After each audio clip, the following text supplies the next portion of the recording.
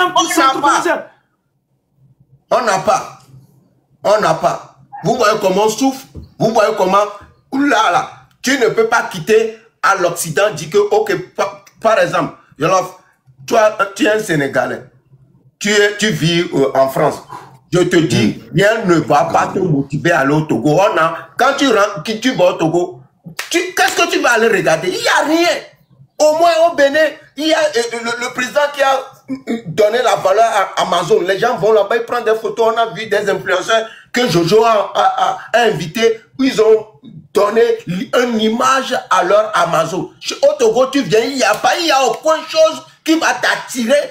Quitter à l'Occident, aller au Togo. Sauf les Togolais qui vont, oui, je vais manger Akmé, c'est être bête, Akmé me manque, c'est quoi? C'est ça. Il n'y a rien qui va te motiver, un étranger qui vit à l'Occident, qui va vouloir visiter le Togo. Infrastructure, on n'a pas. Infrastructure, on n'a pas.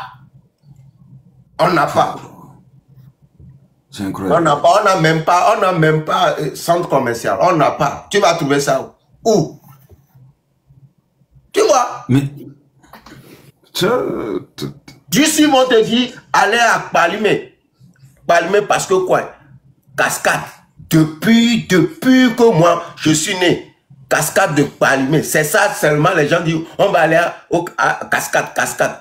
Venez à l'Occident, vous allez voir ce qu'on appelle cascade. Cascade que en saison 7, l'eau ne sort même pas. Des choses, c'est... Moi, rien ne peut pas t'attirer. Voyons.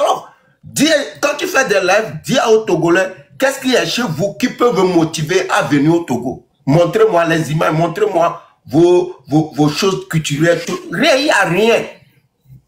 Juste ils vont te dire, viens, on va aller à Anego, on va aller en boîte qui est partout dans le monde entier. C'est triste. On souffle là, on souffle, les jeunes souffrent, il n'y a pas des choses les choses plaisir, il n'y a pas. Il n'y a même pas Pâques, ce qu'on appelle Pâques là. Il n'y a pas Pâques au Togo. Pâques là où vous allez voir des choses. Ouais, les parcs centers et tout. Il n'y a pas. Au Sénégal, on a des Magic Land et tout, des trucs comme ça. C'est pour cela quand les d'autres pays parlent, on ne parle pas là. Parce qu'il n'y a rien chez nous. Il n'y a rien du tout.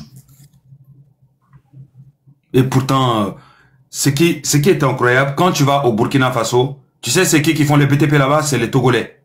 Tu vois. C'est eux les ingénieurs, hein. C'est eux qui construisent les bâtiments, c'est eux que tu les trouves dans le BTP. Quand tu vas en France, ce sont les Togolais, hein, tu en trouves beaucoup de médecins. Quand tu vas aux États-Unis, en fait, tu trouves des cracks togolais partout. Mais sauf au Togo. Tout simplement parce que on a une dictature qui n'attire pas les investisseurs. Quel Togolais va prendre ses milliards pour aller lui investir au Togo? Pour demain être corrompu par le mafia. Donc voilà pourquoi aujourd'hui. Et aussi, j'ai vu hier dans notre live, il y a un monsieur de 50 ans qui est monté, qui disait les jeunes, etc. Je lui ai dit, monsieur, vous avez 50 ans. Il m'a dit oui. Je lui ai dit donc, avant votre naissance, Fort Gnassingbé, la famille Gnassingbé dirigeait déjà le Togo. Il m'a dit oui. Je lui ai dit, monsieur, c'est très très triste. Vous avez 50 ans. C'est-à-dire, ces gens-là dirigeaient votre pays 8 ans avant ta naissance. Aujourd'hui, vous êtes en train de parler avec la 3e génération. Ils vous dirigent jusqu'à présent. Donc, monsieur, vous qui avez 50 ans, 60 ans, c'est vous qui devez être aux premières lignes. Voilà. Aux premières lignes devant ces jeunes-là. C'est vous qui devez être aux premières lignes. Parce que si dès le départ, cette première génération-là avait refusé à la vie, à la mort, eh ben, les jeunes en bas là, ils en auraient pas là, ils en seraient pas là à cette heure-ci. Donc, il faut que vous soyez aux premières lignes. En 2e ligne, on a les femmes et les enfants. En 3e ligne, on a les jeunes. Parce que les jeunes, c'est plus facile de s'attaquer aux jeunes. Les policiers s'attaquent facilement aux jeunes. Parce qu'ils se disent que c'est des jeunes. Mais quand il s'agit des vieux qui sont devant, des femmes, des enfants qui sont devant, ça, c'est très très difficile pour eux de s'attaquer. Donc, il y a une génération qui est devant, qui doit accompagner. Et moi, franchement, quand les jeunes là sont sortis, j'ai pas vu énormément d'adultes autour d'eux, ça m'a beaucoup surpris. Ça m'a beaucoup surpris. Ouais, mais parce non, que les adultes, les adultes doivent être là à encadrer. Est-ce que vous comprenez? Les adultes peuvent parler facilement avec les policiers ou avec le chef de brigade qui est là ou autre. Tu vois, les adultes peuvent facilement sortir leur téléphone pour filmer. Parce que c'est un adulte. Et quand les adultes sont là devant, bah, ça donne du courage aux jeunes. Ça motive les jeunes. L'adulte doit être prêt. Vous qui avez 50 ans, 60 ans, vous avez vécu la moitié d'un siècle. Vous avez déjà vécu beaucoup, mais imaginez-vous les jeunes de 15 ans, 16 ans, 17 ans. Ils n'ont même pas le temps de pouvoir respirer, on leur dit dictature. Ils n'ont même pas encore le temps de pouvoir se rendre compte qu'ils sont nés dans un pays qui s'appelle le Togo. En fait, ils connaissent la dictature avant de profiter de leur propre pays. Nous, là où nos jeunes de 15 ans, 16 ans sont en train de jouer à U20, jouent dans des clubs, sont en train, après le club, vont à la piscine. Après la piscine, vont dans des centres commerciaux. Après ça, ils vont au cinéma. Toute la nuit, ils bougent. Ils sont libres de dire ce qu'ils veulent. Nous-mêmes, toute la journée, on passe notre temps même de fois à se moquer du président tranquillement. De fois quand il fait des fautes de français. Parce que c'est normal, on est dans un pays libre. Il n'est pas notre chef. Le président, c'est pas notre chef. C'est un employé. C'est un fucking employé. C'est mes impôts qui le payent. Je l'ai embauché pour qu'il construise mon pays. Il n'est pas capable de construire mon pays, je le vire et puis je prends un autre employé, je le mets. C'est comme ça au Sénégal. Voilà pourquoi on a 5 présidents différents. Vite fait, bien fait. On a des employés. C'est notre argent qui les paye. Tu n'es pas capable de travailler, tu dégages. Point. Et il faut être capable d'assumer derrière. Et la première, cette fois-ci, quand vous allez assumer, dégager Faure Gnassingbé, il n'y aura plus aucun dictateur qui pourra manquer de respect au Togo. Parce que tous les dictateurs futurs vont savoir que, il y a une jeunesse togolaise qui est là. Si je fais erreur, ils ont déjà fait ça à Gnassingbé, ils peuvent me le refaire. Donc, les politiciens commencent à se calmer. Ils commencent à comprendre que la jeunesse est plus fou. Mais vous n'avez jamais osé. Vous n'êtes jamais arrivé au niveau là. C'est pour cela qu'aujourd'hui, les politiciens, ils font les courageux. Ils font les costauds. Ils peuvent se permettre de faire ce qu'ils veulent. Mais il faut leur montrer. Il faut les corriger une fois. Les Maliens ont corrigé leurs politiciens. Les Sénégalais ont corrigé leurs politiciens. Les Burkinabés, pareil. La plupart des peuples qui sont libres ont déjà corrigé leurs politiciens plusieurs fois. On a eu des présidents au Sénégal qui ont commencé à jouer les fous. Ablaye Wade, il a commencé à faire le fond. Lui a dit, on va aller te prendre au palais directement. Pareil. Et ça, c'est l'un de nos anciens présidents. Donc, ça veut dire que c'est dans l'ADN. C'est dans l'ADN déjà de ces peuples-là. Et ils ont tout fait pour intégrer cela dans leur ADN. Et vous devez intégrer ça dans votre ADN. Voilà pourquoi tu vas voir des gens qui vous prennent pour des plaisantins. Ils vous prennent pour des plaisantins jusqu'à ce que vous mettez le feu à l'aéroport. Ils vous prennent pour des plaisantins jusqu'à ce que vous mettez le feu au palais. Ils vous prennent pour des plaisantins jusqu'à ce que vous mettez le feu au site électrique de tout Togo. Tout Togo est dans le noir. Il n'y a plus aucune entreprise qui fonctionne. Là, ils vont comprendre que ce n'est pas des plaisantins. Et j'ai entendu tout à l'heure quelqu'un dire, oui, non, ils peuvent nous accuser de terrorisme. Les premiers terroristes, c'est le pouvoir. Celui qui a piétiné, violé la Constitution est le premier terroriste du peuple. Vous, le peuple, vous êtes dans votre droit légal. Légal. Parce que votre constitution vous donne le droit de vous rebeller quand votre constitution est violée. Et quand on vous dit rebeller, ça veut dire que les partis opposants doivent s'unir avec la population. Tout enfant, parents, adultes, retraités. C'est ce que votre constitution dit. Il dit, si un dirigeant viole votre constitution, opposant, tout le monde doit laisser ses différends au Togo. Vous devez vous rassembler et puis combattre la dictature jusqu'à ce qu'elle tombe. Et restaurer la constitution qu'il y a. Donc, si vous brûlez le pays, vous êtes en droit. Vous n'êtes pas des terroristes. Non, vous êtes en train de libérer votre pays. Vous êtes en train de vous battre contre votre pays. Si vous déstabilisez le pays, c'est vous êtes en droit. Parce que votre constitution vous donne ce droit-là. Et désormais, les aéroports. Écoutez très très bien. Les aéroports, les sites électriques. Les sites électriques. Parce que si tu vois que le pays fonctionne, il y a de l'électricité. S'il n'y a plus d'électricité, la plupart des grandes entreprises sont dans la merde. Votre train là, votre vieux train là, qui je sais pas, on le pousse, je sais pas comment il fonctionne, qui roule à 1 km à l'heure là. Ce train là, qui fonctionne là, comment ce train peut traverser la ville comme ça, devant les gens, et puis les gens ne pillent pas le train? Il faut rentrer dans le train, prendre tout ce qu'il y a là-dedans, le distribuer à la population. Rentrez dans les pharmacies, prenez tout, distribuez ça à la population. Rentrez dans tout ce qui est boutique, prenez tout, distribuez ça à la population. Vous ne devez plus respecter aucune règle, aucune loi, tant que votre constitution n'est pas restaurée dans son entièreté. C'est ça le mot d'ordre. Vous êtes dans une guérilla parce que vous êtes en guerre. Vous êtes en guerre, c'est une vraie guerre. Quand ta constitution est violée, tu es en guerre. Quand ta constitution est piétinée, tu es en guerre.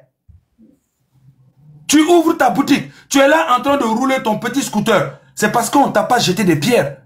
C'est parce que tu arrives à passer devant la population qui manifeste. Si tu passes avec ton scooter, on le détruit, on brûle le scooter. Tu vas voir, tous les autres scooters vont rentrer chez eux avec leur scooter. Qui est bête? Qui est bête pour perdre ses scooters? Tu vois des voitures passer, vous le brûlez. C'est simple. Il faut répondre la répression par la répression. Il faut montrer à les gendarmes qui sont encore récalcitrants qu'on est prêt à mourir face à vous. Il faut que ça soit clair. Et surtout, il faut leur envoyer un message. Vous êtes payés pour nous protéger. Vous n'êtes pas capable de nous protéger. Vous êtes nos ennemis. Et vous serez nos ennemis. Je vais laisser mon tour de parole, sinon j'ai énormément de choses à dire. Vous-même, vous savez. Merci beaucoup. Il y a M. Djaya qui est là. Merci. Bonjour Raoul et bonjour Yella. Bonjour. Je voulais ajouter quelque chose par rapport à ce que Yella vient de dire. En dehors de filmer les arrestations, quand il y a des arrestations, il faudrait que vous vous renseigniez sur la personne en fait qui s'est fait arrêter. Un exemple, si quelqu'un se fait arrêter et qu'il y a quelqu'un à côté de lui, que la personne connaît cette personne-là, prenez toutes les informations nécessaires, telles que la date de naissance, le nom au complet et les circonstances dans lesquelles la personne s'est fait arrêter. Quand vous aurez ces informations-là, vous envoyez ça aux activistes tels que Farida Nabourema sur Facebook ou Marknda sur TikTok. Parce que quand ils remplissent les formulaires pour l'Amnesty International ou l'ONU ou n'importe quelle grande organisation internationale qui aide les détenus politiques, on leur demande des informations spécifiques sur les gens qui se sont fait arrêter. Donc, n'oubliez pas de faire tout ça, s'il vous plaît. Prenez les informations spécifiques sur cette personne-là et envoyez ça aux activistes en dehors de filmer les arrestations. C'est tout ce que j'avais à dire. Merci beaucoup. Vous avez compris, j'espère, les gens. Merci beaucoup. Donc, la famille, on s'est bien compris. Pas de peur. Acceptez qu'on vous arrête. Parce que si on a peur d'arrestation, là, ça ne peut pas nous avantager. Acceptez qu'on vous arrête. Acceptez l'arrestation. Et je vous dis encore, ma TikTok, pour nous les Togolais, c'est banni pour le moment. S'il y a quelqu'un, je vous dis encore, nos donateurs, ceux qui donnent des cadeaux là, n'encouragez plus des gens à faire des futilités ou bien des choses qui vont... Voilà, c'est pas normal. N'encouragez plus ces gens de trucs là. Challenge, un seul sorti que les gens... Pour le moment, nous les Togolais, on n'est plus dans ça. On n'est plus dans ça. Donc, que tout le monde rentre dans TikTok des Togolais, sache qu'on a un problème. Les Togolais, ils ont un problème. Beaucoup de gens arrière chaîné, tout le monde parle de nous. Pourquoi nous-mêmes, on va essayer d'ignorer ce qui se passe? On ne peut pas l'ignorer en tant que Togolais. Ce qui se passe à l'heure actuellement, on ne peut pas l'ignorer. C'est de ça qu'il s'agit. Donc, mat TikTok et challenge et tout ça là, c'est banni. Je vous donne l'ordre d'attaquer tous ceux qui font ces genres de trucs à l'heure là, jusqu'à la nouvelle ordre. Et je sais que vous allez le faire. Et tout d'abord, je vous remercie parce que quand tu rentres maintenant sur TikTok, je vois plus trop. Il y a certaines qui persistent, mais ils auront les retours après. Persistent à jouer des matchs. En tant que Togolais, ce qui se passe, toi, tu ne vois pas. Et tu vas venir nous distraire. Donc, c'est le moment qu'on arrête tout. C'est le moment qu'on arrête tout. Voilà.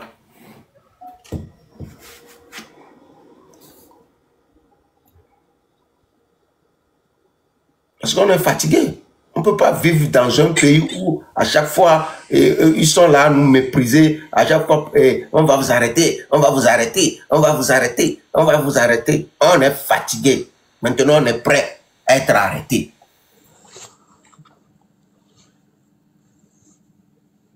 Oui, allô, Zach.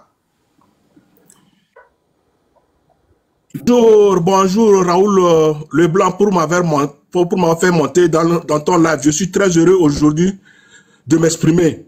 Moi, je suis Zakari Mama Awali. Je suis le premier ministre légal du gouvernement légitime du Togo. Donc, tout ce que vous faites, le gouvernement légitime du Togo vous soutient. Nous sommes derrière vous. Nous allons tout faire pour que cette fois-ci-là, la bataille que nous avons enclenchée, que ce soit la dernière des batailles. Nous demandons premièrement, la libération sans condition de tous les prisonniers politiques, en commençant par Amron, Jean-Paul Omolou, Afexio, tous les prisonniers politiques. Et également, nous disons que plus jamais que les forces de l'ordre s'en prennent aux populations togolaises qui revendiquent leur droit le plus absolu. Vous tous, vous êtes conscients que pendant 20 ans, que Faure Eswazimina Nyasingbe a eu pour développer notre pays, il n'a pas été capable de le faire. Au plus grave encore, il a changé la constitution des Togolais. Les Togolais n'ont plus le droit de s'exprimer.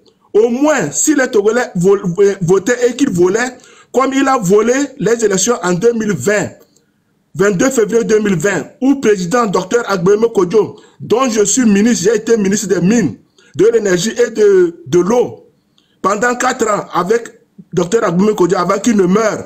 Et actuellement, je suis le premier ministre du gouvernement sous le parrainage de Monseigneur Fanuko Kodjo, qui a voulu que tout se passe dans la paix, mais Faure Eswazimina Nyasingbe n'a pas voulu. Maintenant qu'il a changé la constitution, il a changé même de poste parce qu'il n'est pas le président du Togo. Et son titre de premier,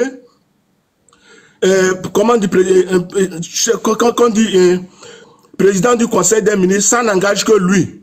Donc le Togo ne peut pas retourner en arrière. S'il n'est pas capable de diriger le pays, c'est l'occasion pour lui. C'est-à-dire de faire le grand mea culpa. Et cela avant le 26. Car nous devons tout faire parce que le panafricanisme embobiné, liquéfié, hydraté, qui veut imposer aux Togolais, nous n'allons jamais l'accepter.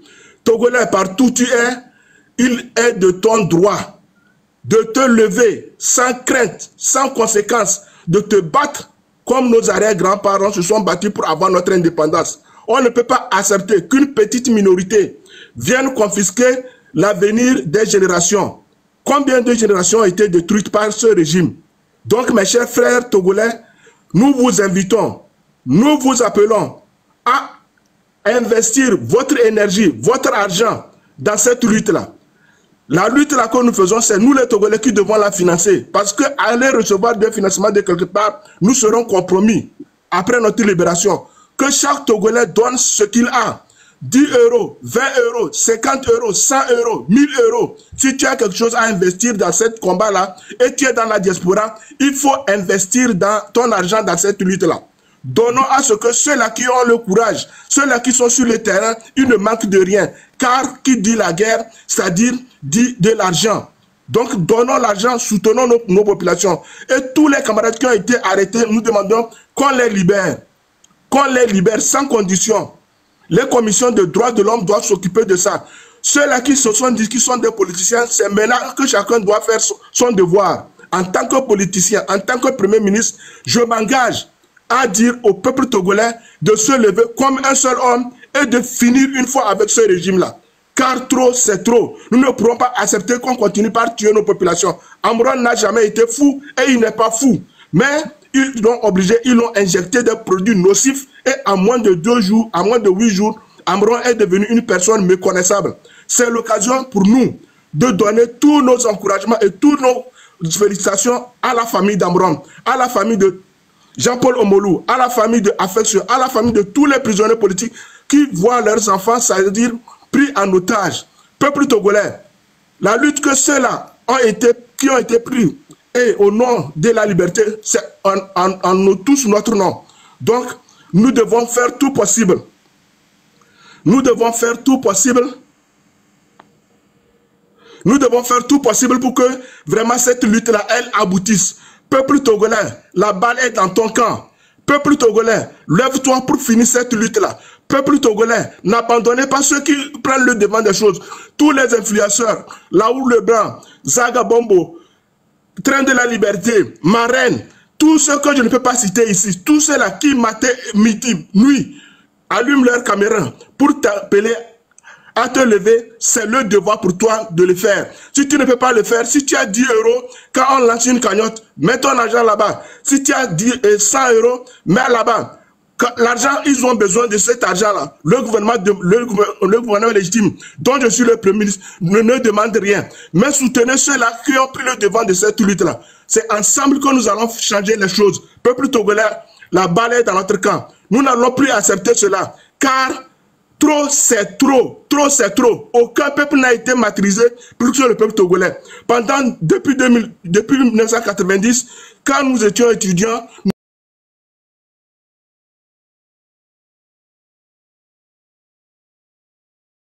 la haine nous engage. Que chacun fasse sa part, comme l'a dit Affectio. Que chacun fasse sa part. Même si vous êtes dans le régime RPT UNUR, on a besoin de vous. Que chacun y fasse sa part. Les militaires togolais, c'est le peuple togolais qui vous paie. C'est le peuple togolais qui soutient vos familles. Le peuple togolais n'est pas votre ennemi. Mais l'ennemi du Togo, c'est cette minorité pieuse. Ceux-là qui ont confisqué l'avenir de nos enfants. Ceux-là qui ont confisqué le bien-être du peuple togolais. C'est à cause de que nous n'avons pas des infrastructures. C'est à cause de que le peuple togolais souffre. Nous n'allons pas accepter cela. Nous qui sommes dans la diaspora, nous souffrons. Vous qui êtes au pays, vous souffrez. Combien de temps voulez-vous que cela dure? Au plus près et au plus tôt sera le mieux. Que ceux-là qui ne sont pas capables de libérer le peuple togolais, qu'ils s'en aillent ou bien qu'ils prennent leurs effets et qu'ils partent. Et que le Togo soit libéré. Peuple togolais, tout le monde nous observe. Peuple togolais, tout le monde nous écoute. Courage à nous. La lutte est longue, mais nous allons la vaincre. À partir du 26, quand le mot d'ordre sera donné, qu'il y ait une désobéissance civile. Ceux-là qui ne vont pas accepter, suivre cela, s'ils ont des magasins, brûlés. Ceux-là qui ne vont pas suivre, s'ils ont des activités, anéantissez ça. Bloquons le pays. Rendons le pays là ingouvernable. Faisons de telle sorte que ceux-là qui nous ont fait souffrir pendant plus de 25 ans dont nous sommes à l'exil, on ne peut pas retourner voir nos parents qui sont morts, qui sont malades. Cela doit nous inciter à nous engager beaucoup plus dans cette lutte-là. Peuple togolais, tu es un peuple courageux. Que tu sois du Dapon, Mango, Kara, Tchevier, Vaughan, Atakpame, Palimé, Notier, Anéo, quand le mot d'ordre sera levé, que tous y bien vivre. C'est le sens que tous les Togolais doivent mettre dans leur tête. Tous là qui évitent, ou bien ceux-là qui mettent frein à